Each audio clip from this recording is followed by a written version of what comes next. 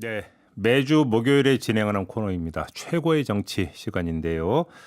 자, 더불어민주당의 김종민 최고위원, 오늘은 전화로 만나보겠습니다. 나와 계시죠?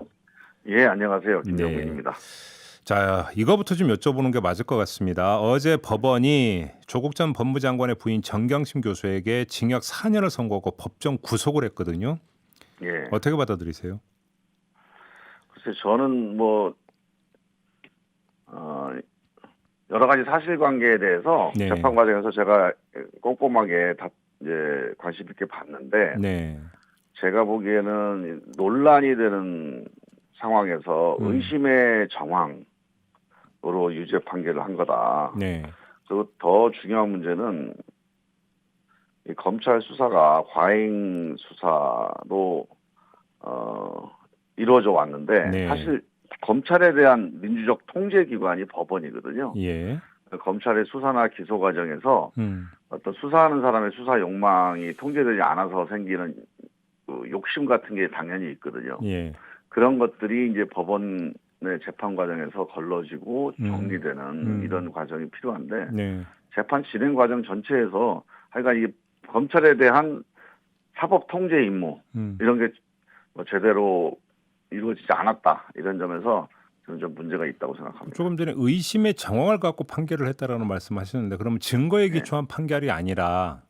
예. 의심의 정황만 갖고 한 판결이다 이런 평가신 겁니까? 그렇죠. 이제 의심스러운 정황들이 여러 가지가 있는데, 네, 그게 직접적으로, 그러니까 그 피고인 네, 혹은 피고인 측에 있는 사람들도 승복할 수 있는 음, 그런 판결이 돼야 되거든요. 그 네, 사실에 대한 판단이라고 하는 건 되게 이제 명확해야 되잖아요. 네, 상식적으로 분명해야 되는데, 음, 지금 그런 과정에서 양쪽의 주장이 엇갈리고 있는 부분들을 대부분 이제 검찰 주장에 소를 들어준 거죠. 예, 그래요. 그래서 저는 이 점은 항소심이나 최종심에서 네, 저는 이 1심 판결이 유지되기는 어려울 거라고 전망을 아, 하고 있습니다. 그러니까 상급심으로 올라가면 뒤집힐 수도 있다 이렇게 보시는 겁니까? 예, 예. 알겠습니다. 이 문제는 잠시 후 3부에서 좀 자세히 분석할 계획이니까요. 그 시간을 좀 예. 기약을 하도록 하고 다른 현안으로 넘어가겠습니다. 어제 변창흠 국토교통부 장관 후보자에 대한 인사청문회가 열렸는데요.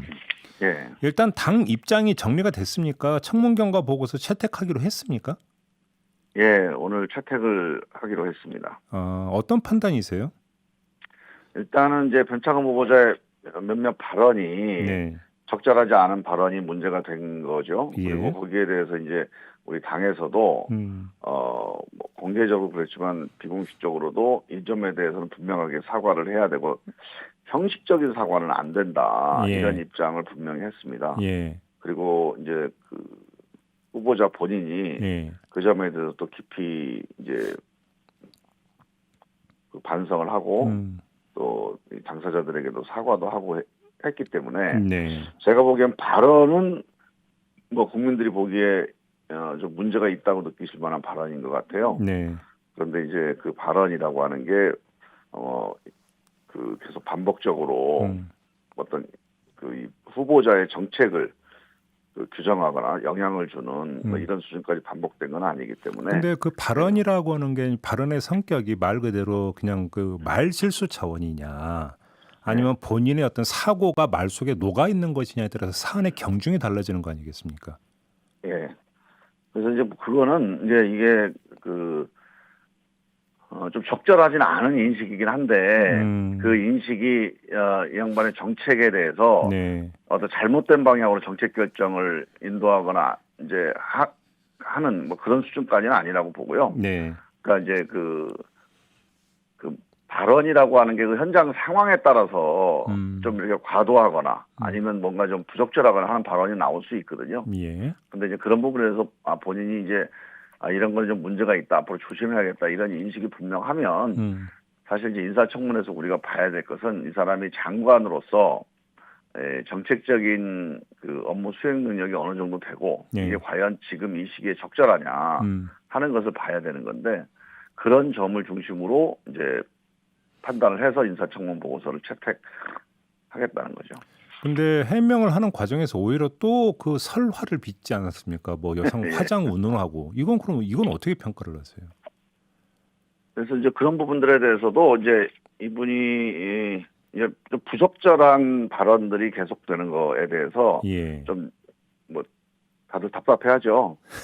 그런데 이제 네. 그 답답하긴 하지만 네. 이게 이제 이 장관직을 수행하는 뭐 어떤 중대한 그 근본적인 결격이라고 보기는 좀 어렵고 그러면 이 의원님 양반이 예. 바꿔서 그럼 정책 능력은 탁월하다 이렇게 평가를 하시는 겁니까? 일단 지금 이 국토부 장관 내지는 이제 주택 문제 관련해서 예. 그 서민들을 위한 공급 정책을 어떻게 가져갈 거냐 하는 건데요. 네. 그런 점에서 우리 국토부의 기존의 이제 관료적인 어떤 주택 정책을 개선할 수 있는 적임자다. 이게 이번에 이제 인사의 핵심 기준이거든요. 네. 그런 점에서는 뭐 정평이 나 있는 후보자라고 봐야 됩니다. 근데 어차피 정책이라고 하는 게 이제 찬반이 갈리는 그러니까 성격을 띠고 있는 거고 결국 이제 국민적 평가와 이제 그 동의가 어느 정도 이루어지느냐가 정책의 추진력을 좌우를 하는데 이런 그렇죠. 말실수나 장관에 대한 어떤 대중적 인식이 부정적이면 그 정책 신뢰도에도 그게 영향을 미칠 수 있는 거 아니겠습니까? 이 점은 고려를 안 하세요? 과거의 발언에 이제 문제가 있다 하더라도 뭐 이거에 대해서 이제 그 뭐 이분이 뭐 계속 무슨 수많은 뭐 문제가 되는 발언을 하고 돌아다니는 게 아니고 네. 이제 발언하면서 좀 이렇게 잘못된 발언이라든가 부적절한 발언이 있었던 거거든요. 네네. 근데 이렇게 이제 본인이 이게 문제가 되는구나 하는 그 의식이 분명하면 예. 앞으로 장관직을 수행하면서 지금 말씀하신 대로 국민의 신뢰를 흔들 수 있는 또 신뢰를 손상할 수 있는 그런 발언들은 이제 조심해 나가면서 네. 본인이 갖고 있는 정책적 소신을 펼쳐나가는 그런 게 충분히 가능하다고 보고요. 네. 예전에도 장관들이 발언에서 좀 문제되는 이제 발언이 있었던 경우에 대개 장관직을 수행하면서는 오히려 더 좀 절제하거나 조심하면서 거의 문제가 잘 안 되는 경우가 많이 있었어요. 알겠습니다. 지금 뭐 문자가 쇄도를 하고 있는데 그러니까 들어오고 있는 문자의 거의 대부분은 좀 부정적인 내용이라는 걸 좀 전해드리고요. 예. 시련님이 이런 지금 댓글을 달았는데 시킬 사람이 없는 거지 이런 댓글을 달았거든요. 뭐냐면 결국 대안부재 때문에 변창흠 후보를 밀고 가는 거 아니냐 이런 분석의 글을 올려주셨습니다. 어떤 답변 주시겠습니까? 대안부재는 아니고요. 예. 아까 말씀드렸지만 정책적으로 우리 서민들을 위한 좀 과감한 공급 대책이라고 하는 측면에서 네네. 오래전부터 변창흠 후보자가 그런 주장을 해왔고 또 이제 주택 그 전문가로서 기존에 있었던 그 정책의 관성이 있습니다. 네. 정책을 바꿔나가는 게 되게 힘들거든요. 그런 걸 바꿔나갈 수 있는 적임자라고 판단한 거기 때문에 알겠습니다. 이런 국민들의 이런 우려, 걱정, 비판 이런 것들을 충분히 알긴 하지만 지금 이런 정책적인 어떤 목표를 위해서는 한번 그 본인이 반성하고 아니 개선하는 걸 전제로 해서 한번 일을 맡겨보는 게 어떨까 이렇게 알겠습니다. 생각하고 있는 거죠. 지금 국민의힘의 주호영 원내대표는 변창흠 후보자 임명을 강행하면 사법 절차로 갈 수밖에 없다 이렇게 말했거든요. 그러니까 그 청문회 전후 과정에서 제기됐던 의혹에 대해서 고발하겠다 이런 뜻으로 읽히는데 어떻게 받아들이세요 이거는? 그거는 또 뭐 야당과 대화를 잘해서 뭐 해결을 좀 해나가야 되고요. 일단은 이게 명백하게 무슨 그 사법적인 어떤 결격이 있거나 이러면 아예 청문회 통과가 안 되는 거죠. 근데 이제 모든 문제를 이렇게 다 법으로 가져가고 정치를 사법화시키게 되는 거는 이제 거의 제가 보기 임계점에 다다른 거거든요. 그럼 정치가 해야 될 일을 못 하는 거예요. 알겠습니다. 우리가 주택 문제, 부동산 문제를 푸는 게 정치의 숙제인데 네. 이 양반이 갖고 있었던 옛날에 어떤 그 뭐 발언이라든가 이런 걸 가지고 다 검찰로 법원으로 이걸 끌고 가서 정치가 맨 이 논쟁만 하고 있으면 결국 국민들이 원하는 정치가 안 되는 거죠. 알겠습니다. 이용구 법무차관 문제 좀 여쭤볼게요. 일단 지금 택시기사 폭행 했음에도 불구하고 지금 사부 처리가 되지 않은 부분에 대해서 이제 비판이 집중이 되고 있지 않습니까? 예. 그 뭐 이제 근데 또 이제 그 반박하는 쪽에서는 택시기사가 처벌을 원하지 않았다라고 하는 점을 강조를 하고 있는데 그럼에도 불구하고 지금 고발이 이루어져서 이제 서울중앙지검에 배당이 됐거든요. 이 사안의 성격은 어떻게 규정을 하고 계세요? 이게 이제 그 무슨 뭐 권력형 비리라거나 아니면 권력을 남용했던 사건이 아니고 개인 간에 네. 있었던 어떤 마찰이거든요. 예. 그래서 이제 정황을 보면 뭐 저도 정확하게 이제 그 당시에 그 상황을 제가 확인해 본 건 아니지만 지금까지 나온 정황으로 보면 예. 이제 술을 마신 상태에서 택시를 타고 집에까지 갔는데 음. 보통 이제 술 마시고 자잖아요. 네. 그러니까 자는 상태에서 이제 택시를 다 깨우는데 자다가 깨우면 이제 약간 상황 판단이 안 돼가지고 이제 이런 그 뭐 화를 내거나 이런 경우가 있을 수 있는데 그러니까 그런 정도 연장선상에서 어떤 일이 벌어진 것 같아요. 네.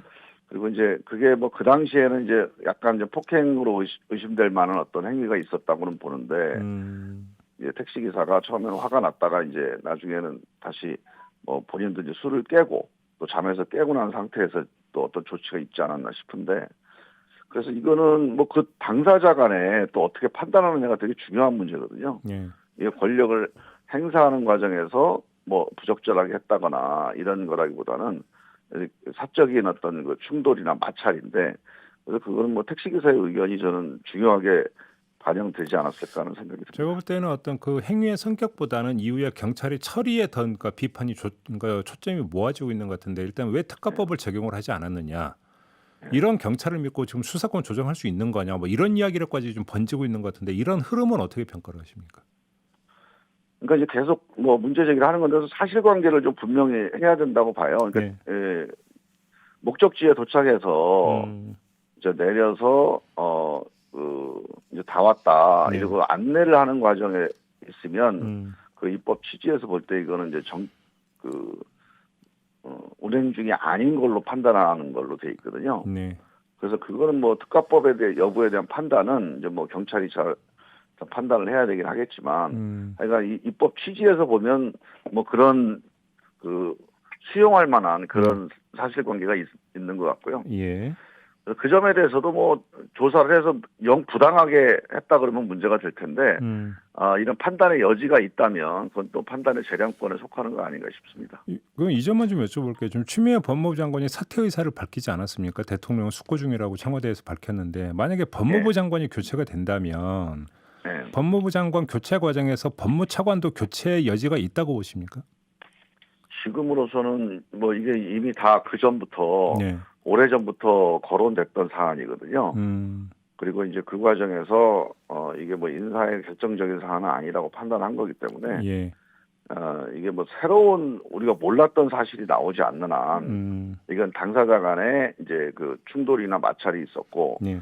그 당사자 간에 또 합의나 또 뭐 상대방 택시 기사의 그 의사에 의해서 예. 이건 일단락이 된 걸로 그러면 판단을 했던 거죠. 교체 여지도 없고 교체 이유도 안 된다 이렇게 보시는 겁니까? 정리를 하면? 지금 상황에서는 뭐 교체까지 거론할 사안은 아닌 것 같습니다. 알겠습니다. 한 1분 정도밖에 안 남았는데 다른 문제 하나만 여쭐게요. 지금 안철수 예. 국민의당 대표가 서울시장 출마 선언을 하지 않았습니까? 그러면서 민주당이 좀 체급 고민에 빠졌다. 이 박영선 장관 조기 등판론이 당 안에서 힘을 얻고 있다. 이런 보도가 나오던데 맞습니까? 일단은 뭐 출마 여부는 그 박영선 장관이 이제 판단을 하시겠죠. 네. 일단 본인이 출마하겠다는 판단을 내리는 게 제일 중요할 것 같고요. 네. 저는 뭐 당연히 우리 서울시장 선거가 중요하니까 네. 서울시장 선거 경쟁력이 있는 분들은 출마해서 네. 이 서울시장 선거에 참여를 하는 게 좋을 것 같아요. 아, 그래요. 그게 뭐 장관이라 하더라도. 예. 네. 알겠습니다. 자, 말씀 여기까지 드릴게요. 고맙습니다, 의원님. 예, 감사합니다. 네, 지금까지 더불어민주당의 김종민 최고위원이었습니다.